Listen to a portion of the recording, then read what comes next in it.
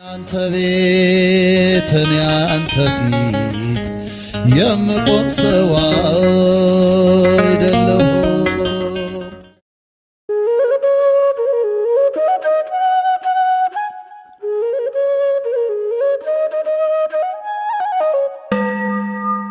አንድ አምላክ በሆነ በአብ በወልድ በመንፈስ ቅዱስ ስም ሰኔ 12 በዚህች ዕለት የከበረ የመላእክት አለቃ የቅዱስ ሚካኤል የመታሰቢያውን በዓል ያከብራሉ። የሚያከብሩበትም ምክንያት እንዲህ ነው። እስክንድሪያ በምትባል ከተማ አክላወበጥራ የተባለች ንግሥት የንጉሥ በጥሊሞስ ልጅ ዙሃል በሚባል ኮከብ ስም ያሰራችው ታላቅ ምኩራብ ነበረና በየዓመቱ ሰኔ በባተ በ12 ቀን በዚያ ምኩራብ ሕዝቡ ተሰብስቦ ታላቅ በዓል ያደርጉ ነበር። በዚህም ምኩራብ ውስጥ ዙሃል የሚሉት ታላቅ የነሐስ ጣዖት ነበርና በዓሉ በሚከበርበት ዕለት ብዙ ፍሪዳዎችን ያርዱለት ነበር። እለእስክንድሮስ እስከ ተሾመበት ዘመን ድረስ ለዚያ ጣዖት እንዲህ ሲያደርጉ ኖሩ። ይሄውም 300 ዓመተ ምህረት ተፈጽሞ በአራተኛው ምዕት ውስጥ ነበር። አባ እለእስክንድሮስ በእስክንድሪያ ከተማ ሊቀ ጵጵስና በተሾመ ጊዜ ጻድቅ ቆስጠንጢኖስም በነገሰ ጊዜ የክርስትና ሃይማኖት ስለተስፋፋች ያን ጣዖት ሊሰብረው ወዶ ሳለ ጎስቋሎች ሰዎች ከለከሉት። እንዲህም አሉት፣ እኛ በዚህ ቦታ ይህን በዓል ማክበርን ለምደናል። እነሆ ካንተ በፊት 18 ሊቃነ ጳጳሳት አልፈዋል፣ ይህን ልማዳችንንም አልለወጡብንም። አባ እለእስክንድሮስ ግን ገሰጻቸው፣ አስተማራቸው። ስህተታቸውንም በመግለጥ እንዲህ አላቸው፣ ይህ ጣዖት የማይጎዳና የማይጠቅም ነው። እርሱንም የሚያመልክ ሰይጣናትን ያመልካቸዋል። ምክሬንስ ብትሰሙ ቀድሞ እንደነበረ አድርጌ ይህን በዓል አሰራላችኋለሁ። ይሄውም ጣዖቱን እንድንሰብረው ምኩራቡንም እንድንባርከውና በከበረ መልአክ በመላእክት አለቃ በቅዱስ ሚካኤል ስም ቤተክርስቲያን አድርገን እንድንሰይመው ነው። እኛም ይህን ታላቅ በዓል እንሰራለን። የሚታረዱትም ላሞችና በጎች ለድሆችና ለጦም አዳሪዎች ለችግረኞችም በከበረው መልአክ ስም ምግብ ይሁኑ። እርሱ በእግዚአብሔር ዘንድ ባለሟልነት ያለው ስለሆነ ስለኛ ይማልድልናል። ይህንንም ብሎ በዚህ በጎ ምክር አስወደዳቸው። እነርሱም ታዘዙለት። ከዚህም በኋላ ያን ምኩራብ አድሰው በዚህ የከበረ መልአክ የመላእክት አለቃ ቅዱስ ሚካኤል ስም ቤተክርስቲያን አደረጉት። በዚህችም ዕለት አከበሯት። እርሷም የታወቀች ናት። እስላሞችም እስከነገሱበት ዘመን ኑራ ከዚያ በኋላ አፈረሷት። ይህም በዓል ተሰራ፣ እስከ ዛሬም ጸንቶ ይኖራል።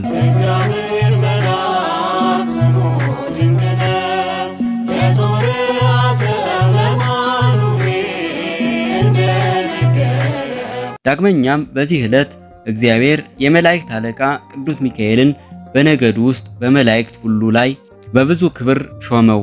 ይህም የከበረ መልአክ ክብር ይግባውና በጌታችን ፊት ስለ ሰው ልጆችና ስለ ፍጥረትም ሁሉ ይለምናል ይማልዳልም። የዚህ የከበረ የመላእክት አለቃ ሚካኤል ታምራቱ ብዙዎች ናቸው። ከነርሱም አንዱ ይህ ነው። እግዚአብሔርን የሚፈራ አንድ ሰው ነበረ።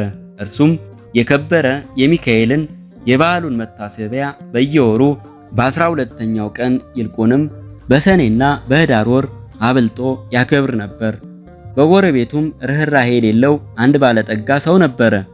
ይህን እግዚአብሔርን የሚፈራውን ሰው የከበረ መልአክ ሚካኤልን በዓል በሚያደርግበት ጊዜ ይጠላውና ያቃልለው ነበር።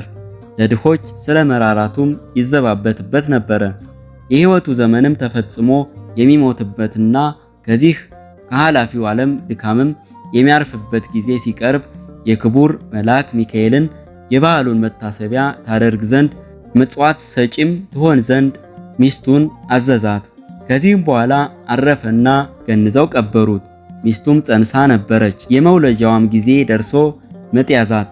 በታላቅ ጭንቀት ውስጥ ሳለችም እንዲህ ብላ ጸለየች፣ የእግዚአብሔር መልአኩ ሆይ ራራልኝ፣ በእርሱ ዘንድ ባለሟልነት አለህና በእግዚአብሔር ዘንድ ስለ እኔ ለምንልኝ።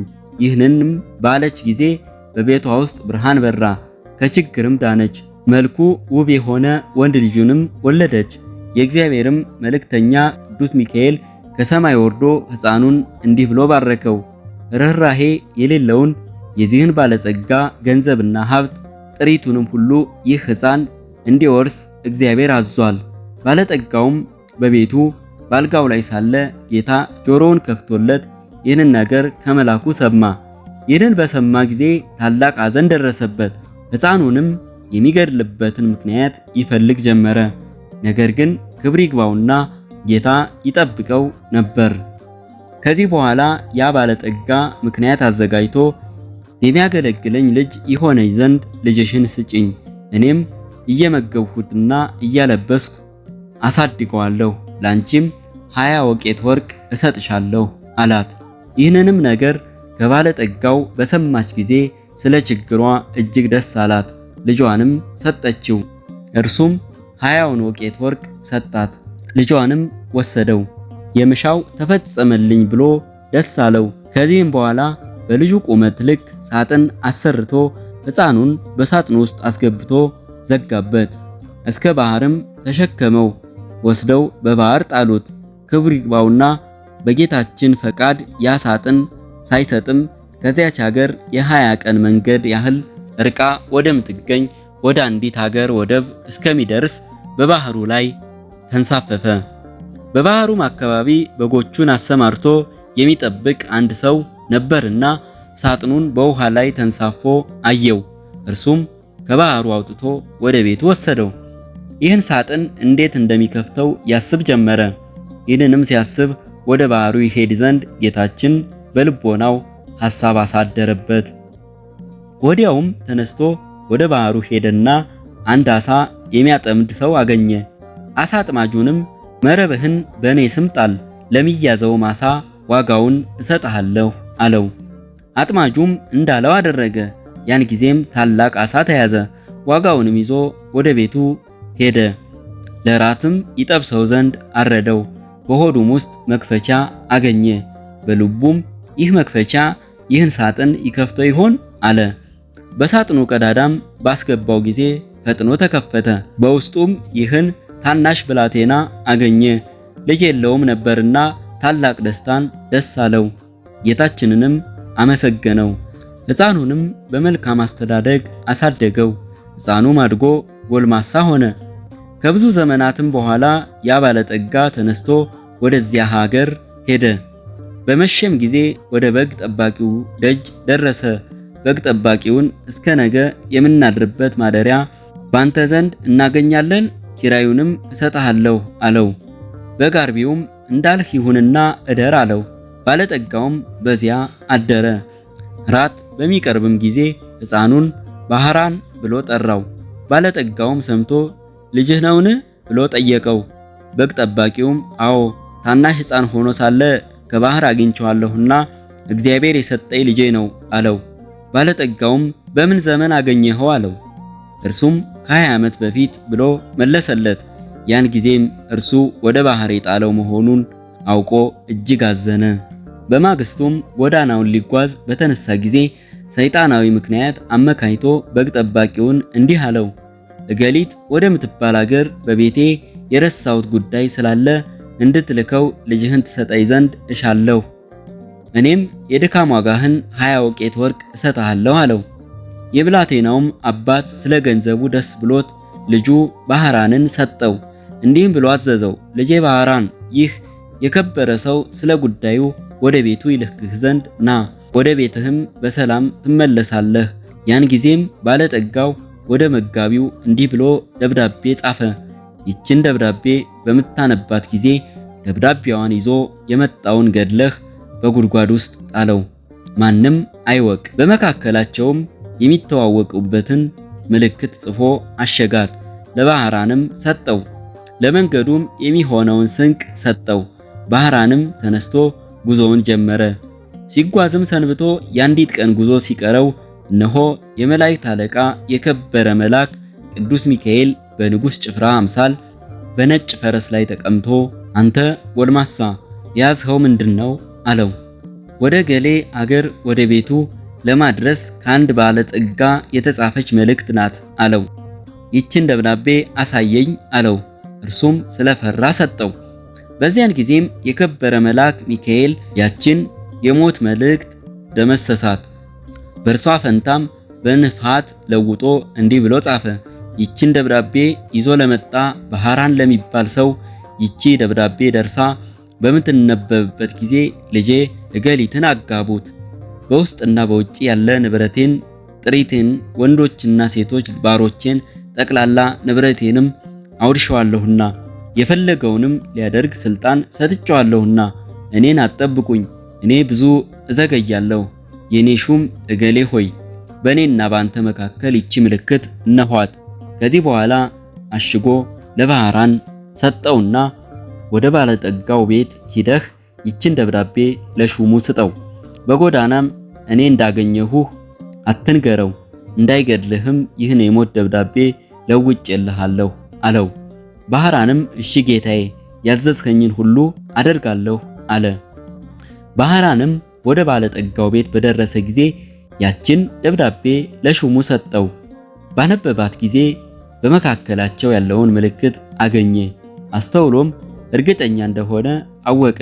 ከዚህም በኋላ ለባህራን ሰርግ አዘጋጅቶ እንደሚገባ በቤተ ክርስቲያን ሥርዓት በተክሊል የባለጠጋውን ልጅ አጋቡት። 40 ቀንም ያህል ደስታና ሐሴት እያደረጉ ኖሩ። ከዚህ በኋላ ባለጠጋው ከሄደበት መመለሻው ጊዜ ሆኖ በደስታ የሆነውን የመሰንቆና የእንዚራ ድምፅ ሰምቶ ይህ የምሰማው ምንድነው ብሎ ጠየቀ። እነርሱም ስሙ ባህራን ለተባለ ያንተን ደብዳቤ ላመጣ ጎልማሳ ሰው ልጅህ እገሊትን አጋቡት። እነሆ ለ40 ቀናት በሰርግ ላይ ነው። ገንዘብህንና ጥሪትህን ሁሉ ወንዶችና ሴቶች ባሮችን አንተ እንዳዘዝህ ሰጠውታል አሉት። ይህንንም በሰማ ጊዜ ደንግጦ ከፈረሱ ላይ ወደቀ፣ በድንገትም ሞተ። ባህራንም በጎ ሥራዎችን የሚሰራ ሆነ። የተገለጠለትና ከመግደል ያዳነው የመላእክት አለቃ የከበረ መልአክ ሚካኤል እንደሆነ ሊገድለው የሚሻውን የባለጠጋውን ጥሪቱን ሁሉ ያወረሰውም እርሱ እንደሆነ ተረዳ። የዚህንም የከበረ መላእክት የመላእክት አለቃ ሚካኤልን መታሰቢያው በየወሩ ያደርግ ጀመር። ቤተ ክርስቲያንም ሰራለት። የቅዱስ ሚካኤልን ስዕሉን አስሎ በቤተ ክርስቲያን ውስጥ አደረገው። ከእርሱም ብዙዎች ድንቆች ታምራቶች ተገለጡ። ባህራንም ቅስና ተሹሞ እስከ ዕለተ ሞቱ በዚያች ቤተ ክርስቲያን ውስጥ የሚያገለግል ሆኖ ኖረ። በዚህ በከበረ የመላእክት አለቃ ሚካኤል አማላጅነት ከእናቱና ከአባቱ ከልጆቹም ጋራ የዘላለም ሕይወትን ወረሰ። መድኃኒታችን በተነሳባትም ቀን ይህ ክቡር መልአክ ሚካኤል ከውስጠኛው መጋረጃ ውስጥ ገብቶ በክብር ባለቤት ፊት እንዲህ እያለ ይለምናል። እውነት ስለሆነ ቃል ኪዳንህ በምድር መታሰቢያዬን የሚያደርጉትን ትምርልኝ ዘንድ ፈጣሪዬ ሆይ እኔ አገልጋይህና መልእክተኛህ ከቸርነትህ እለምናለሁ። አንተ መሐሪና ይቅር ባይ ነህና። የክብር ባለቤት ጌታችንም እንዲህ ብሎ ይመልስለታል። የመንፈሳውያን ሰማያውያን መላእክት አለቃቸው ሚካኤል ሆይ መታሰቢያን የሚያደርገውን ሁሉ መሸከም እንደምትችል ከሲኦል 3 ጊዜ በክንፎችህ ተሸክመህ እንድታወጣ እነሆ እኔ አዝዣለሁ። ይህንንም ቃል በሰማ ጊዜ እጅግ ደስ ብሎት የበዓሉን መታሰቢያ ከሚያደርጉት በክንፎቹ ተሸክሞ የእሳቱን ባህር አሳለፋቸው። እነርሱንም ከብቻው ጌታ በቀር የሚቆጥራቸው የለም። ስለዚህም የዚህን ታላቅ የከበረ መላእክት አለቃ ሚካኤልን የበዓሉን መታሰቢያ ለማድረግ መታገል ይገባናል። እርሱ ከሰይጣን ወጥመድ ያድነን ዘንድ በዘመናችን ሁሉም ይጠብቀን ዘንድ ኃጢአታችንንም ያስተስርይልን ዘንድ መከራችንንም ያረቅልን ዘንድ የምድራችንንም ፍሬ ይባርክ ዘንድ ፈቃዱንም ለመስራት ይረዳን ዘንድ ከኛ ወገን የሞቱትን ረፍተ ነፍስ ይሰጥ ዘንድ ወደ መንገዱ የሄዱ አባቶቻችንንና ወንድሞቻችንን ወደ ቤቶቻቸው በሰላም በጤና ይመልሳቸው ዘንድ በመካከላችንም ፍቅር ያደርግልን ዘንድ እስከ መጨረሻይቱም ሕቅታ ድረስ በቀናች ሃይማኖት ያጸናን ዘንድ የክርስቶስ ወገኖች የሆኑ መኳንንቶቻችንንም ጠብቆ በወንበሮቻቸው ላይ ያጸናቸው ዘንድ የሳቱትንም ወደ ቀናች ሃይማኖቱ ይመልሳቸው ዘንድ በእግዚአብሔር ፊት ስለኛ ይለምናልና።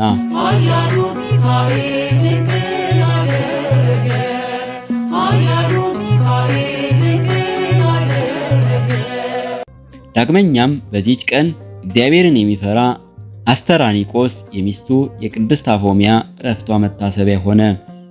ይህም ሰው በየወሩ 3 በዓላቶችን እያከበረ ኖረ። እሊህም ክብር ይግባውና የጌታችን የመድኃኒታችን የኢየሱስ ክርስቶስ የልደቱ መታሰቢያ በየወሩ በ29፣ የእመቤታችን የቅድስት ድንግል ማርያም በዓል መታሰቢያ በየወሩ በ21፣ የከበረ የመላእክት አለቃ የሆነ የቅዱስ ሚካኤል በዓል መታሰቢያውም በየወሩ በ12 ቀን ናቸው። የሚሞትበትም ጊዜው ሲቀርብ እርሱ ሲሰራው የነበረውን ምጽዋት ይልቁንም እሊህን 3ቱን በዓላት እንዳታስታጉል ሚስቱን ቅድስት አፎምያን አዘዛት። እርሷም የከበረ የመላኩ የቅዱስ ሚካኤልን ስዕል ያስልላት ዘንድ ባሏን ለመነችው። እርሱም አሰርቶ ሰጣትና በቤቱ ውስጥ በክብር አኖረችው። ባሏም ካረፈ በኋላ ባሏ ያዘዛትን መስራት ጀመረ። ሰይጣን ግን ቀናባት። በመበለት ሴት መነኩሲት ተመስሎ ከእርሷ ጋር ተነጋገረ። እንዲህም አላት፣ እኔ አዝንልሻለሁ ራራልሻለሁም። ገንዘብሽ ሳያልቅ የልጅነትሽ ሞራት ሳያልፍ አግብተሽ ልጅ ትወልጂ ዘንድ መክርሻለሁ። ባልሽም መንግሥተ ሰማያትን ወርሷል፣ ምጽዋትም አይሻም። አፎሚያም እንዲህ ብላ መለሰችለት፣ እኔ ከሌላ ሰው ጋር ላልገናኝ በእግዚአብሔር ቃል ኪዳን አድርጌያለሁ። እርግቦችና መንጢቶች እንኳ ሌላ ባል አያውቁም። በእግዚአብሔር አርአያ ከተፈጠሩ ሰዎች ይህ ሊሆን እንዴት ይገባል? ምክሩንም ባልሰማች ጊዜ አርአያውን ለውጦ በላይዋ ጮኸባት። እንዲህም አላት፣ እኔ በሌላ ጊዜ እመጣለሁ። እርሷም የከበረ የመላኩ የሚካኤልን ስዕል ይዛ አሳደደችው። ከዚህም በኋላ ሰኔ 12 ቀን የከበረ የመላኩ የቅዱስ ሚካኤል በዓል በሚከበርበት ዕለት እርሷም የበዓሉን ዝግጅት ስታዘጋጅ ሳለች ብርሃናዊ መልአክ መስሎ መጣ። አፎሚያ ሆይ ሰላም ላንቺ ይሁን፣ እኔ የመላእክት አለቃ ሚካኤል ነኝ። ጌታ ወደ አንቺ ልኮኛልና እርሱም ይህን መመጾትሽን ትተሽ ለአንድ ምዕመን ሚስት ሆኚ ዘንድ አዞሻል። ባል የሌላት ሴት መልክ የሌለውን መርከብ እንደምትመስል እወቂ። እንደ አብርሃምና ያዕቆብ እንደ ዳዊትም እንደ እነርሱ ያሉ ብዙ ሴቶችን እንዳገባ እግዚአብሔርንም ደስ እንዳሰኙት ከብሉይ ኪዳን መጽሐፍ ጥቅሶችን ያመጣላት ጀመረ። ቅድስት አፎሚያም መልሳ አንተ የእግዚአብሔር መልአክ ከሆንህ የመስቀል ምልክት ካንተ ጋራ ወዴት አለ? የንጉሥ ጭፍራ የሆነ ሁሉ የንጉሱን ማኅተም ሳይዝ ወደ ሌላ ቦታ አይሄድምና አለችው። ሰይጣኑም ይህንን በሰማ ጊዜ መልኩ ተለወጠና አነቃት። እሷም ወደ ከበረው መልአክ ወደ ቅዱስ ሚካኤል ጮኸች። ወዲያውኑም ደርሶ አዳናት። ያን ሰይጣን ይዞ ይቀጣው ጀመረ። ሰይጣኑም ጮኸ፣ ማረኝ፣ ያለ ጊዜ አጣጥፋኝ፣ እግዚአብሔር እስከ ዓለም ፍጻሜ ታግሶናልና እያለ ለመነው። ከዚያም ተወውና አባረረው።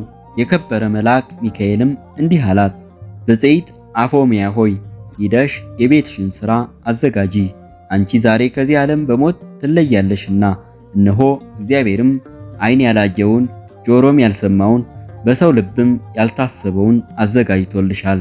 ይህንንም ብሎ ሰላምታ ሰጣት። ወደ ሰማያትም አረገ። የበዓሉንም ዝግጅት እንደሚገባ ከፈጸመች በኋላ ወደ ኤጲስቆጶስና ወደ ካህናቱ ሁሉ ላከች።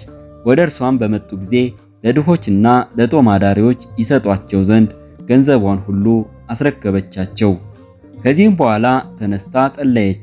የከበረ የመላኩ የቅዱስ ሚካኤልንም ስዕል አንስታ ታቅፋ ሳመችው። ያን ጊዜም በሰላም አረፈች።